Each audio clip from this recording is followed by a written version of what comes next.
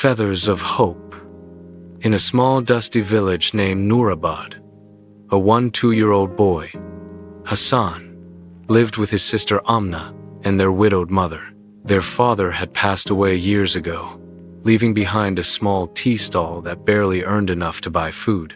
But Hassan had a strange obsession: badminton. He would watch older boys play near the school ground, the shuttle flying up and down like a bird with white wings. He dreamed, "One day, I'll fly like that shuttle, high, free, unstoppable." But he didn't even own a racket. So, one evening, he crafted one himself out of tree branches, rubber bands, and an old fishing net. His sister laughed lovingly. "That doesn't look like a racket, Hassan." He smiled. "It will, when I start winning with it." Every day after school, he practiced hitting an old feather shuttle against a brick wall. Children laughed, calling him the poor badminton boy. But Hassan never stopped. He would whisper, "Feathers may be light, but they can carry big dreams." Ons passed. One morning, a big black car arrived at the village school. Out came Coach Salim, a retired national badminton player who was scouting for talent for the junior national camp.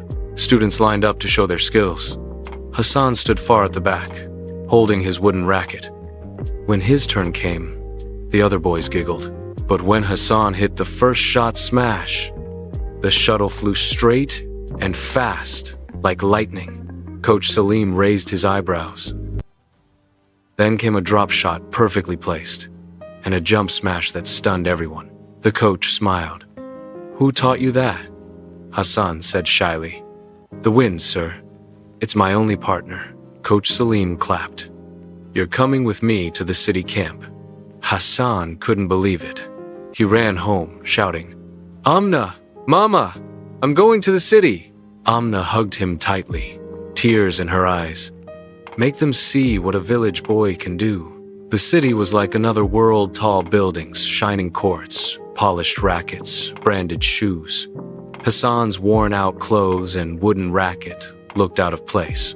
Other players, especially Rayan, a rich and arrogant boy, mocked him. "Hey, jungle boy, did you bring your racket from the forest?"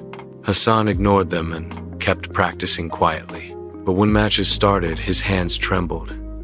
He lost his first few games because of nervousness. That night, he sat alone on the dorm roof, looking at the stars. Coach Salim joined him and said, "Do you know what these stars and your shuttle have in common?" Hassan shook his head. "They shine the most in the darkest sky." The next morning, Hassan trained harder than ever. He practiced footwork until his legs burned, and his smashes until his palms bled. Finally, the National Juniors tournament began. The crowd was full of cheering parents, cameras, and banners. Hassan walked onto the court with his patched-up shoes and homemade racket. In the first round, he faced Rayan, the same boy who mocked him. Rayan laughed. "This will be quick." The first game was tough. Rayan's speed and precision were intimidating. But then Hassan remembered Coach's words. He slowed down, focused, and started returning every shot calmly. He read Rayan's moves, turning defense into attack. Soon, the scoreboard turned. 2019, match point. Rayan smashed hard. Hassan dived and with a flick of his wrist, lifted the shuttle over the net. It touched the line. Match won. The crowd gasped, then erupted in applause. The poor boy had defeated the champion. In the semi-final, tragedy struck.